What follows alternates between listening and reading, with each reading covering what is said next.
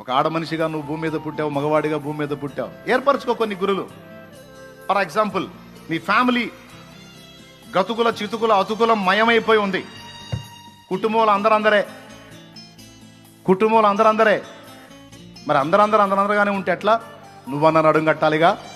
ఎట్లా? ఆ కుటుంబాన్ని నేను ఎక్కదీయాలి, నా కుటుంబానికి నేను రెక్కలు తేవాలి, నా కుటుంబాన్ని నేను నిలబెట్టాలి, పడిపోతున్న నా కుటుంబాన్ని ఎట్లనైనా నేను కట్టాలని ఒకళ్ళన్న నడుం కట్టాలిగా.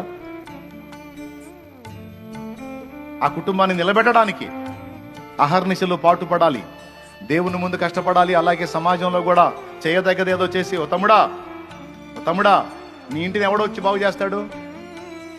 నీ కుటుంబాన్ని ఎవడొచ్చి బాగు చేస్తాడు?